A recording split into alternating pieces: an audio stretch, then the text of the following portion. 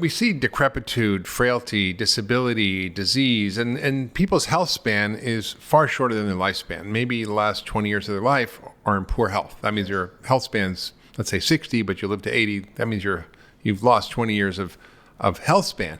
And that's what we come to think of as normal in this culture. But I've been to places like Sardinia where people are 100 years old or 95 years old, and they're still hiking 5 miles up the mountain and straight up as an arrow and booming voices and clear minds. And I'm like, this is impressive. So I think we come to accept what we see around us as normal, but it's really not. And there are many examples around the world where people are practicing habits by default, not because they're into longevity, but just by default, their cultures have created an environment that promotes longevity. And as soon as they move to a Western world, they get the same rate of death and disease as we do. So these are the blue zones. The blue zones, yeah. Like I was in Sardinia and Icaria and, and Nicoya Peninsula in Costa Rica. I mean, there's a guy he was like riding his horse straight up an arrow at 101 years old in Costa Rica. I'm like, man, most people even wouldn't want to walk around the street without a walker at 100 years old. Let's jump up on a horse, And so is it all about just lifestyle and diet and mindset? What is it? What are the principal elements here? Because we talk about the hallmarks of aging, which I do want to get into. These feel like cellular, subcellular, physiological elements of systems running down, right? Entropy. But entropy can get accelerated or decelerated depending on what you do. If you put energy in a system, you can change entropy, right? Entropy happens without putting any energy in a system. And the reasons I think that we see this sort of acceleration is because of the habits we have and the lifestyle we have. But if we actually change those and look at what are the biggest drivers for these hallmarks of aging, it's food. I think there's the hierarchy. They're not all created equal, these hallmarks. And one of the most important is this deregulated nutrient sensing, which is how we sample the food we're eating and how it influences these longevity switches, which there are 4. 2 of them basically detect too much stuff and the other detect too little. So mTOR and insulin signaling detect too much protein and sugar and carbs, and insulin does the same. It's mostly sugar and carbs.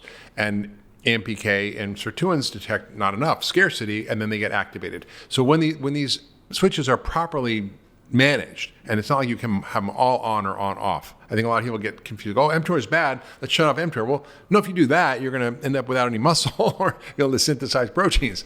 So if food is the biggest driver. And so when you look at our diet, it's the incredibly high amounts of starch and sugar and processed food. So I want to hit on all of these during the course of this conversation. For folks who are listening and want to take away, real nuggets that can change their life, because it doesn't take a lot to make a substantial change in your life. And I'll share mine, but I want to hear yours and what you're teaching here. For me, it's all about high value protein and plant foods. So what, if you're not eating bread, pasta, rice, sugar, desserts, and so forth, what are you eating? Well, that's a great question. I think if you look at the science of longevity, there are like many cultures with many different diets, whether the Inuit or the Maasai who eat primarily animal-based diets, or you've got, maybe cultures where they eat more plant-based diets, like in Okinawa, but they still have pork and they still have meat. I think it's really about the quality of the information you're putting in, because, as we talked about, and David Sinclair talks about the information theory of aging. Mm-hmm. Food is information and it's signal. So everything that you do, whether it's what you eat, how you move, how you sleep, your level of stress, toxins, your microbiome, all is washing over your biology and creating inputs. This is the exposome that influence everything that's happening.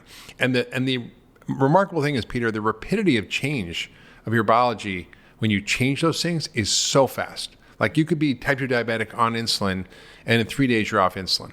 In 3 months basically your blood sugar is normal and you've reversed all your diseases. So that's the power of food. And so when I think about food, it's about having high amounts of these plant-rich phytochemical diets. And I think some people argue with that, but we should be a carnivore, but I'm not sure that's the best idea.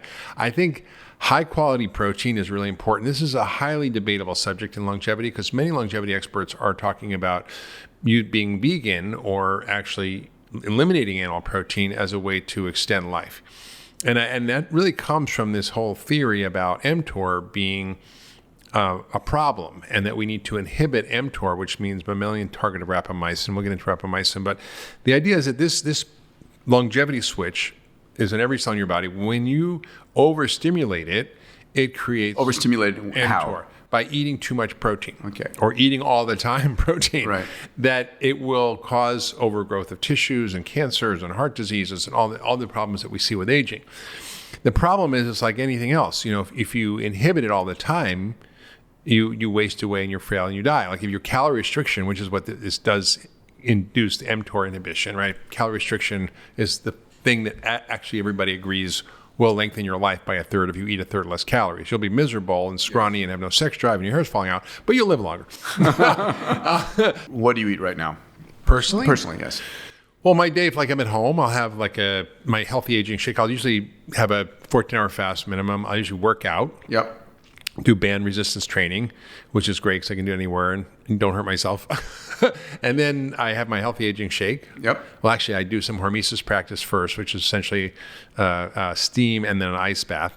And then I have my shake and I take my supplements. And then lunch can be a combination of things, but it can be usually a salad with like protein. So I'll put in sardines or canned salmon or something like that, nuts and seeds, avocado, pumpkin seeds. So I'll do a lot of fat and protein and veggies.